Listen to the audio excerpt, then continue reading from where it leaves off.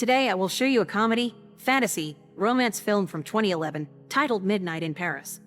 Spoilers ahead. Gil Pender is a successful Hollywood screenwriter trying to make it as a novelist, but he is struggling to finish his debut novel. He travels to Paris with his fiancée Inez and her wealthy Republican parents, and constantly talks about how he would love to live in the city, especially while it rains, and how much he wishes he could have been here in the 20s, which he considers the golden age. Inez, however, only enjoys it as a vacation and has no interest in moving out of the US. She also thinks his ambitions are just a delusional dream. One day, while having lunch with Inez's parents, they come across a friend of hers called Paul and his wife Carol, who invites them to go sightseeing with them. Gil doesn't really want to go, but Inez accepts anyway, and they argue about it later when they return to their room. Inez thinks Paul is brilliant and that Gil should give him his book for critique, but Gil thinks this guy is nothing but a pseudo-intellectual. Hanging out with Paul becomes unbearable for Gil. The guy never stops talking no matter the subject, believing himself to be an expert in anything even if his commentary is rather questionable. He is so pedantic that he even argues with a tour guide at the Musée Rodin, and Gil hates him, but Inez adores him. One night, she goes dancing with Paul, but not wanting to deal with him anymore, Gil decides to walk back to the hotel.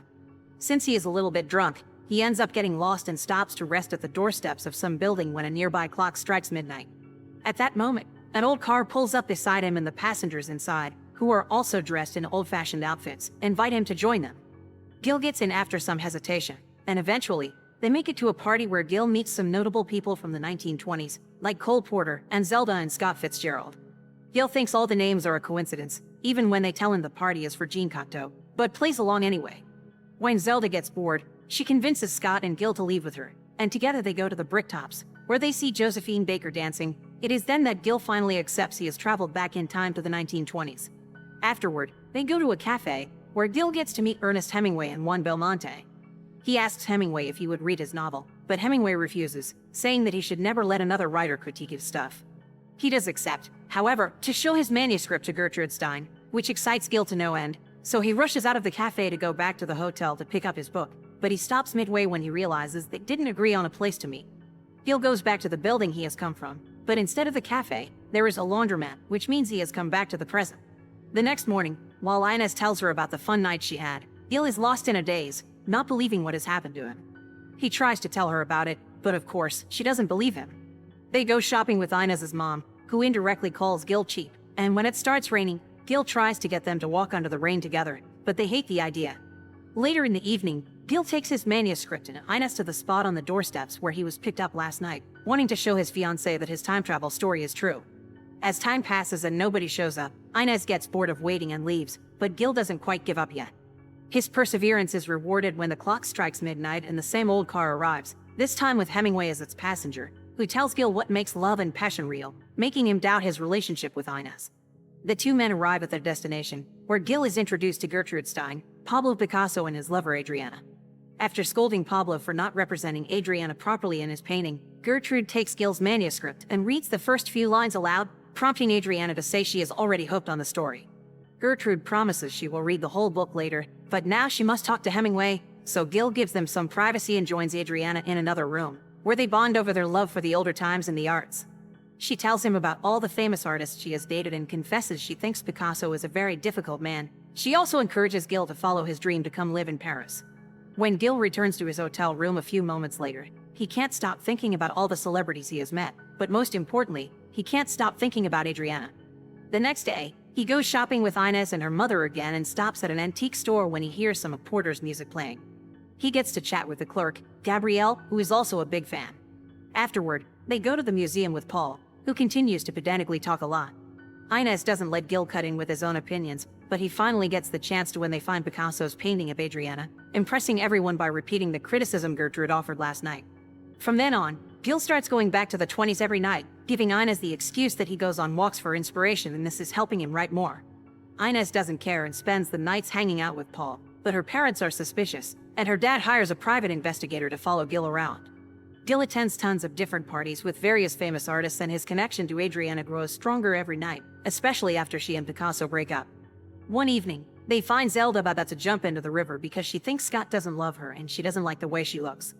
They convince her not to do it, and Gil offers her some Valium, which he has been carrying around because he has been having panic attacks that he is sure will go away after the wedding. Adriana is disappointed to hear he is engaged and asks him about his fiancée, but when Gil starts telling her about Inez, he realizes they don't have much in common and their relationship is in shambles. Adriana leaves after this conversation, giving out some awkward excuse, and Gil stays at the bar with Salvador Dali, Man Ray, and Luis Buñuel, who are surrealists and have no trouble believing he is from the future. Dali tells him he has sad eyes, and Gil explains he looks sad because he is struggling with being engaged yet loving a woman from the past at the same time. The following morning, he tries to get Inez to stay in bed with him for some intimacy, but she is more interested in not being late for her meeting with Paul. Instead of joining them, Gil visits the tour guide from the museum that Paul corrected the other day and asks her about Regnan's relationships, hoping to get some inspiration to solve his love troubles, but there are no magical answers waiting for him. Unaware that the detective Inez's father hired is following around, Gil continues to go on his night escapades in the 20s, and one evening, he learns from Gertrude that Adriana has flown to Africa with Hemingway. She also tells him that she has read his book, and while he has some good ideas, he needs to stop being such a defeatist. When the weekend comes, he ignores Inez's plans because he wants to stay inside writing. He does go out once, however, to visit Gabrielle's shop and buy a Porter record from her. He also stops by a bookstall and finds Adriana's old diary, which he gives to a translator so he can find out what it says. After expressing her love for Paris and chatting about her affairs with various famous artists, Adriana confesses that she is in love with Gil and has had a dream of him gifting her earrings before making love to her. Inspired by this revelation, he goes back to his hotel room to change into nicer clothes and prepare a gift for Adriana, which consists of stealing some earrings from his fiancée. But when he's about to leave, Inez and her parents show up, having canceled their plans because her dad is chest pain. While waiting for a doctor, Inez finds it suspicious that he is all dressed up when he supposedly spent all day writing, so he makes up some excuse about having taken a shower to think better. She also realizes her earrings are gone and believes the maid stole them, so before she calls the hotel employees to report her, Gil rushes to the bathroom and pretends to have found the earrings there.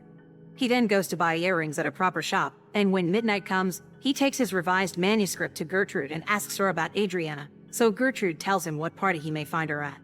Gil goes after her and asks her to leave with him so they can talk privately about their feelings, but before leaving, he stops by Buñuel and tells him the plot idea of what would become the exterminating angel. Gil and Adriana go for a walk, and Gil takes the chance to kiss her before giving her the earrings, which she loves. Suddenly, a horse-drawn carriage comes down the street, and a richly dressed couple invites them to ride with them. Like the car Gil usually takes, this carriage travels through time and takes them to the Belle Epoque, which is Adriana's golden age. After dancing and drinking at the Maxim's Paris restaurant, they visit the Moulin Rouge, where they meet Henri de Toulouse-Lautrec, Paul Gauguin, and Edgar Degas. While discussing art with them, Gauguin tells Gil that he thinks the new generation has no imagination, and all three of them agree that the Renaissance was the best era. When they offer Adriana a job to design clothes for the ballet, Gil takes her aside to speak privately. Adriana doesn't want to go back to the 20s, because this is the perfect era for her. The 20s are the present and therefore dull. Gil finally confesses he's from a different present and that, thanks to having heard the artist talking about the Renaissance, he is having a little epiphany right now. If they stay in the past, that past will become the present and therefore it will become dull as well. The present is always a little unsatisfying because life itself is always a little unsatisfying, and if he wants to write something worthwhile, he has to get rid of his illusions. Adriana doesn't get it and still wants to stay here, so she kisses him for the last time as a goodbye. Gil goes back to Gertrude, who is very happy with the changes he's made to his manuscript and thinks he is on the right track for a great novel. She also informs him Hemingway has read the book as well and thinks it is good, but he has one plot suggestion. He can't believe the protagonist can't see his fiancée is cheating on him with a pedantic guy. Since those characters are obviously based on his personal experience, hearing this upsets Gil deeply, and the next morning he confronts Inez about it. She denies it at first, but since Gil doesn't believe her, she ends up admitting that it's true, she did cheat on Gil with Paul. This is the final proof of them not being good for each other, so Gil decides not to go back to the USA and break up with her. As he is leaving the room, Inez's parents arrive, and her father tells her he knew Gil was up to something because the detective he hired saw him get into a mysterious car every night. They never learned where he went though, because the detective suddenly disappeared. It turns out the man got stuck in the Versailles of Louis XIV. Gil spends the rest of the day walking around Paris, and when night falls and the clock strikes midnight, he bumps into Gabrielle by the Seine. He offers to walk her home, which she accepts, especially when it starts raining. The two of them leave together, bonding over their shared love for Paris in the rain. Make sure to subscribe and turn on notifications so you can watch more videos like this. Thanks for watching.